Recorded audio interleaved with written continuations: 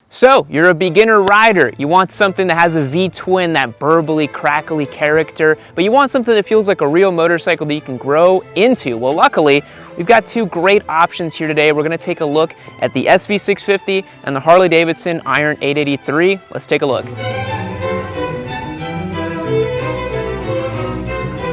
So the reason we have both of these bikes in our stable is part of our beginner bike giveaway series and our new modern classic giveaway series. So our SV650 here is part of 4 other motorcycles we're giving away as our beginner bike giveaway, and the Harley over here is our new modern classic giveaway. If you want to learn how to win either one of these motorcycles, hit the link down below to yammynoob.co and check it out. You can also go to yammynoobmerch.com, get yourself a t-shirt, something like that. It gets you entered to win either one of these motorcycles as well. But let's take a look at the SV650.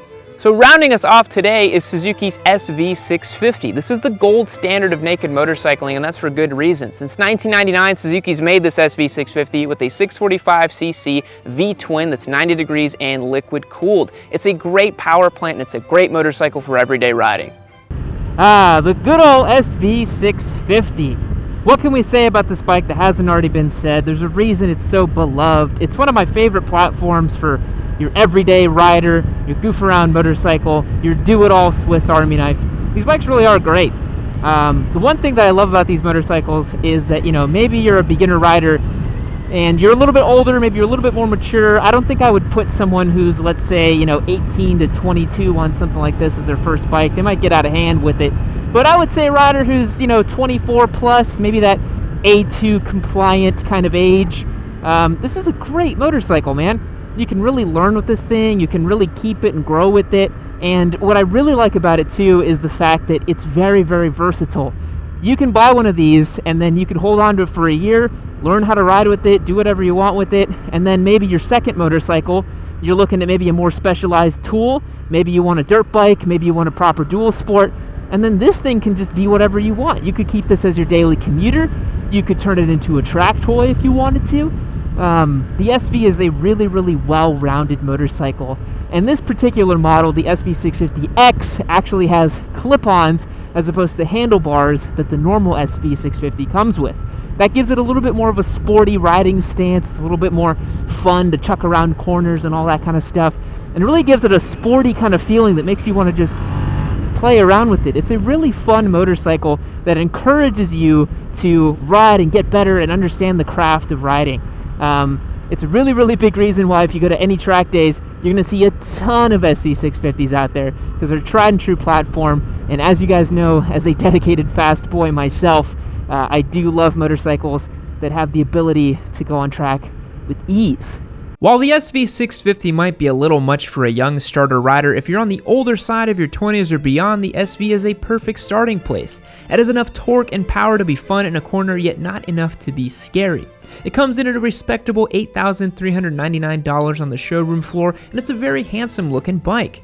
Since this is the X configuration of the SV, it features clip-ons and those cool neo-retro looks. Most people say it's just a styling exercise, but the SV650X's ergonomics make it feel very different over the standard SV650. 650 class bikes are some of the best all-around machines, and they're one of my go-to recommendations when someone is looking for a first bike, a second bike, a track bike, or hell, even a 10th bike. You just can't go wrong with something like an SV. Even though they're thought of as the Ducati monster that Ducati wishes they built, they ride very differently. In fact, we made a video discussing the differences between the monster and the SV. You can check that out in case you missed it. I know we've alluded it before, but the SV650's engine really is one of the bright and shining spots of this motorcycle. As opposed to the Harley, it's got that big, lumpy, characterful V-twin. This is a really refined, perky, rev-happy V-twin that, if you are responsible with the throttle, is way easy to learn on, and it's a ton of fun to ride too once you get into it. So if you do it right here, just 20% throttle, you just feel that surge of power. It's really, really nice. It's an easy bike to ride and get along with. Suzuki also sells this thing with a shift assist feature where the clutch will actually help you engage out of gear as you go along. So you're stopped at a stoplight and you get out of first gear, and it's really easy to get it up and moving because of that shift assist feature. Overall, man, the SV650 is a really fun motorcycle, and it's a lot more sporty than its looks imply. Even the bone stock, naked variant of this motorcycle is actually quite sporty, and it's a ton of fun to ride. Well, I suppose if you had no imagination, you could get the SV650, or you could get a real bike. Just kidding. This bike, the Sportster Iron 883, is so well known to normies and bikers alike, and that is because it's been around since 1957. Displaces 883 cc's of corn-fed American V-twin power. So while the SV650 might have a lot of modifications and a deep aftermarket, there's nothing that compares to the amount of stuff you can do to a Sportster. And that comes to because it's been around forever, right? The Sportster Iron 883 is the smallest bike in Harley's lineup, and let's face it, no one counts the Street Series. The core of every Harley-Davidson motorcycle is the engine, and Sportsters have perhaps the most classic Harley motor ever. The Evolution motor was introduced in 1986, and it was an overnight hit. The 883 makes 50 horsepower and 54 foot-pounds of torque, which might not sound like a lot on paper, but in practice it makes for a perfect around-town cruiser that can do highway speeds, even if you might not want to ride it all the way to Sturgis. While the Harley's a little more pricey than the SV at $8,999 from the factory and pretty dang close to $11,000 with all the options, it has the build quality and fit and finish of an expensive motorcycle. Not to mention some mod cons that are curiously lacking from some of the more expensive bikes out there, like self-adjusting valves and self-canceling turn signals. Is the Iron 883 right for an aspiring track day junkie? No. But with its extensive aftermarket, there's no end to the kind of things that you can make a Sportster do. And no matter what you want to do to this motorcycle, there's a part for it. I mean, you could literally, if you wanted to, build yourself a Sportster from nothing but aftermarket parts, and it will probably actually perform a lot better than the stock 883 here, and I'm really not kidding about that. It's just that deep of an aftermarket. And eventually you are going to grow tired of the 50 horsepower and 54 foot-pounds of torque that this bike makes, and that's natural. But what you can do is slap new heads on this bike, new jugs, new cams, and you could have this motorcycle making the same kind of power as a Super Duke. And that's kind of a lot out of a little V-twin. However, if you are going to do that kind of engine work to this bike, you really need to make sure you address the brakes and the suspension, because while they're fine for this motorcycle in stock form, if you start making any more power, the brakes really need an adjustment. Now, these Harleys are special just because of how much heirloom quality they have. This is a motorcycle that you could buy and keep forever. I mean, yeah, you are going to move on to other motorcycles, everyone does, but this is the kind of bike that you could just leave in the garage, wheel out on the weekends, or hell, even pass down to somebody later on. This is an amazing motorcycle, and it's built to last. That's one of the things that people just don't give Harley-Davidson credit for. They make these bikes to last. And you know what? There really is no substitute for the American V-twin. If you want the potato, potato, potato sound coming out of a cruiser, you gotta have a Harley.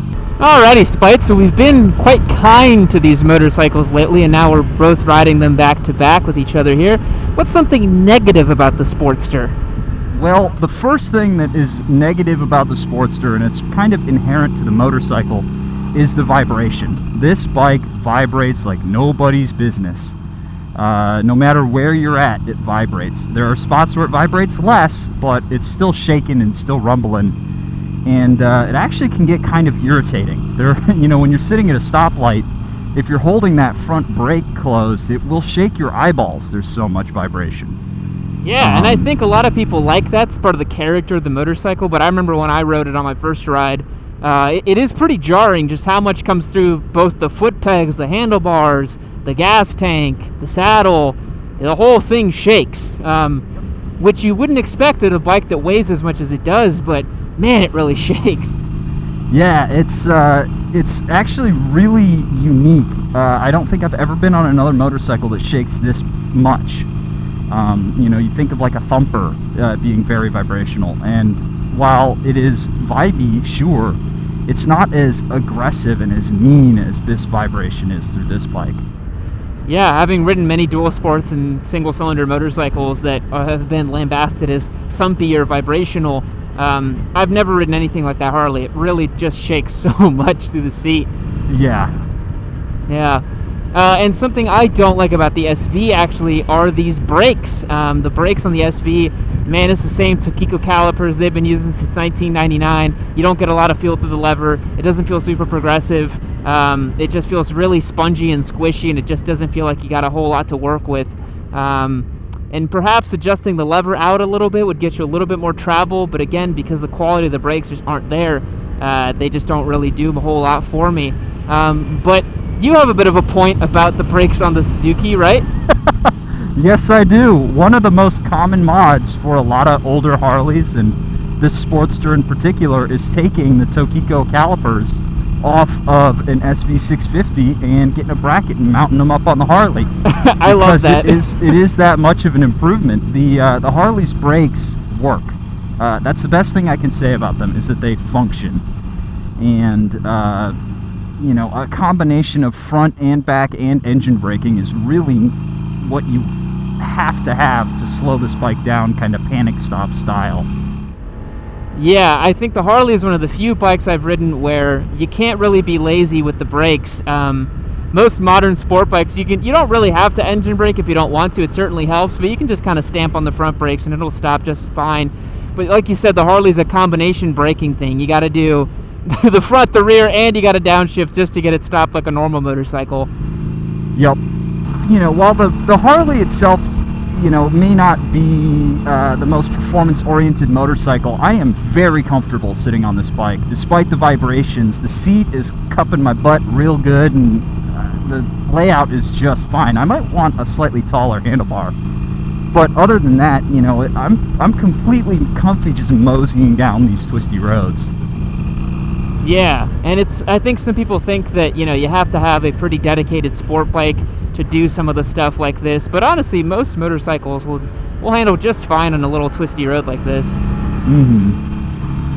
I mean, obviously, we're not going to be setting any personal bests or anything like that, but that's not what you're doing on the street anyway, so. Yeah. On the street, it's all about just enjoying the ride. But man alive, does this suspension blow. Yeah, oh boy, it sucks. Yeah, the rear suspension is woeful. I'm sure through that last section just back there, you probably had a fun time. It's a little bumpy on that road.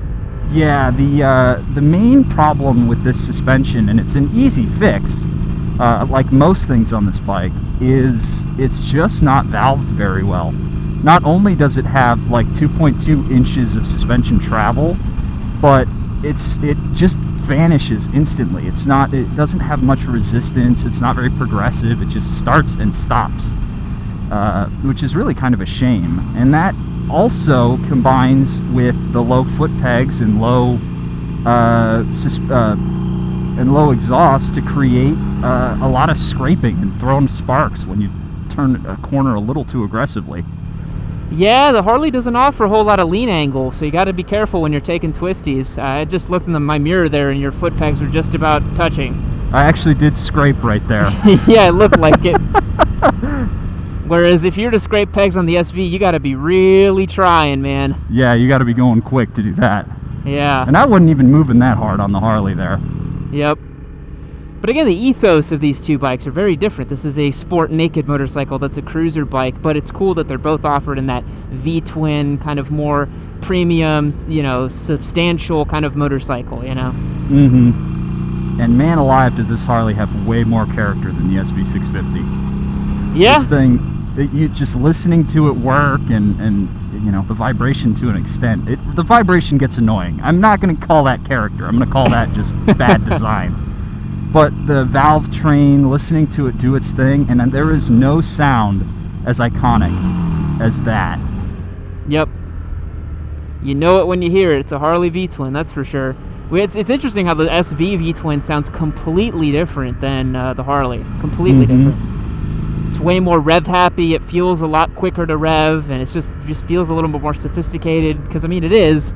It makes as much horsepower with 200 less cubes, or more actually. Mm-hmm. So you definitely feel it's a more sophisticated engine, and it's just, you know, the Japanese have a really, really great reputation for building amazingly buttoned up motorcycles, and Suzuki's no different, even though we do treat them as a bit of a whipping boy here on Yami Noob. Yep.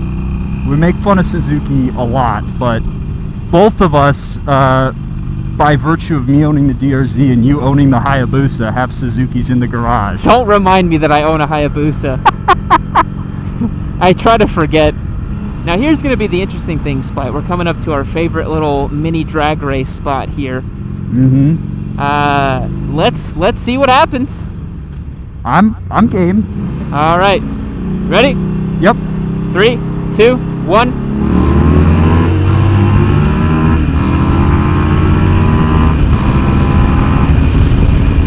Wow.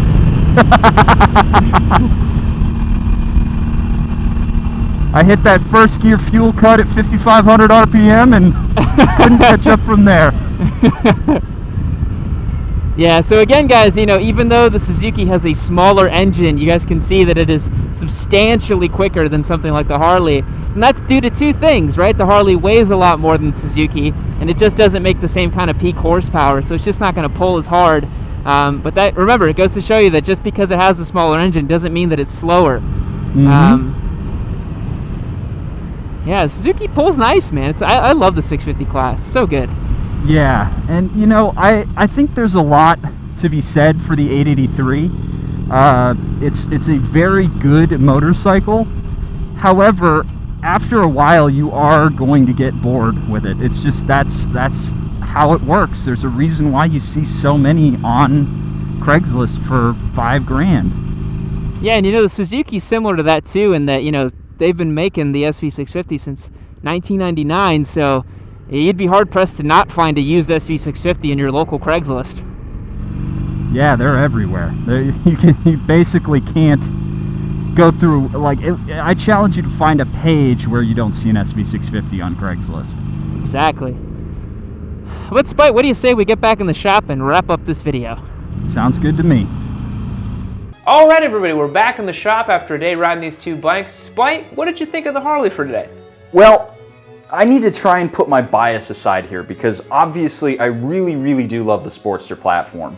However, I have to grade it in the form that it is right now, and as a stock bike, the Sportster 883 does leave a little bit to be desired. It's not nearly as punchy as something like the 1200. It vibrates a lot. The speed on the highway is a little bit slower than I would like. However, you can fix all that stuff. Whether or not that's worth it to you is down to your preferences, right? Whether or not you're comfortable tearing into the bike and really getting into the nuts and bolts of, you know, putting new heads on or doing a full exhaust system, tunes, all of that good stuff. It's not hard, but it's involved and it is expensive. So that is something that you have to co-sign on when you want to get a Harley. Or you could get yourself an SV650, which is a bike that's already ready to go from the factory. I've really enjoyed my time riding this motorcycle today. It's a lot of fun. There's not really a whole lot I need to do here to make it an even better motorcycle. It's a really, really fun bike. I would say that for my choice and my taste, if I was in that category like we mentioned earlier, maybe someone in their mid-20s, got a little bit of cash in their pocket, wants a real good bike V-twin, I gotta give it to the SV. I don't really get the cruiser thing. It's not really for me. I think the SV is a great motorcycle that's versatile and you can have a ton of fun with. Spite, I'm gonna guess you're gonna say you want the Harley, right? Well, again, I need to judge it in the state that it is now because it has a lot of potential. It really does. It does. It's a blank slate that's ready for you to be modified.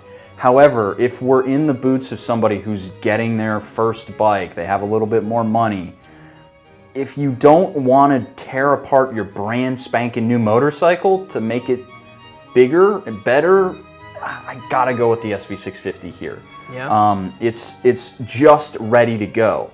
However, you give me a couple $1,000 and I get to do whatever I want to this bike, I take the Harley. And I'll tell you what, you give me an extra couple $1,000 over the budget on this and I'll get myself a Busa. You heard it here. It's the clear-cut choice and winner. But no, it is true. If you were to take a couple grand, put it in the Harley, you would get something that can make easily over 100 horsepower you probably can't make an SV650 make over 100 horsepower unless you completely swap the engine. So take that for what you will, but I hope you enjoyed today's video, and we'll catch you on the next one. Remember, we're giving away both of these bikes, so check out the link below.